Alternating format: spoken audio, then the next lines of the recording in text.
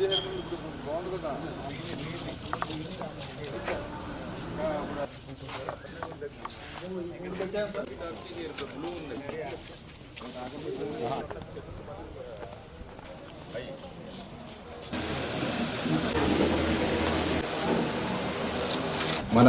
పాలకొల్లు నియోజకవర్గాన్ని ఆదర్శంలో అభివృద్ధిలో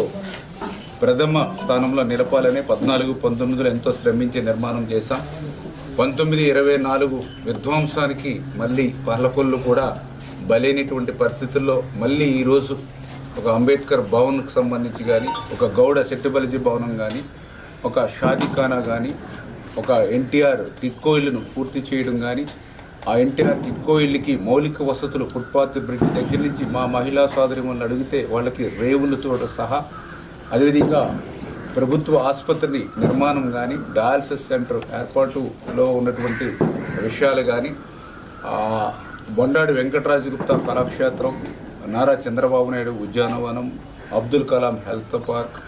క్రిస్టియన్ మరి ఏదైతే బరిల్ గ్రౌండ్, మన హిందూ శ్మశాన వాటిక, డంపింగ్ యార్డు, అదేవిధంగా పాలకొల్లు భవిష్యత్తును కూడా దృష్టిలో పెట్టుకుని త్రాగునీరు పెంచడానికి కావాల్సినటువంటి అవసరాలు, ఇట్లా ప్రతి విషయం మీద కూడా వారం కూడా రివ్యూ చేస్తూ ఆ పనుల్ని మళ్ళీ ఈవేళ గాడిలో పెడుతూ ఈరోజు అన్నింటినీ కూడా ఇన్స్పెక్షన్ చేసినటువంటి విషయాన్ని సందర్భంగా తెలియజేసుకుంటూ, మరి ఇవి కూడా ఎంత ఎర్లీగా, ఎందుకంటే ఆర్థికంగా కొన్ని ఇబ్బందులు ఉన్నప్పటికీ కూడా వెంటనే ఇవన్నీ కూడా పూర్తి చేసేటువంటి విధంగా ఒక లక్ష్యం, ఒక టార్గెట్ కూడా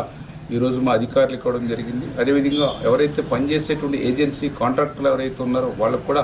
గట్టిగా ఈ నెలాఖరులోపుగా మ్యాక్సిమం పూర్తి చేసేటువంటి విధంగా ముందుకెళ్లాలని చెప్పేసి కూడా చెప్పడం జరుగుతుందని చెప్పి మీ ద్వారా తెలియజేసుకుంటూ, ఈ రకంగా నిరంతరం ఇవాళ పాలకొల్లు కోసం శ్రమిస్తూ పనిచేస్తూ ఇవాళ ముందుకెళ్తున్నాం మా తెలుగుదేశం, జనసేన, బీజేపీ అందరం కూడా అని చెప్పి మరొక్కసారి మీ ద్వారా అందరికి కూడా తెలియజేసుకుంటూ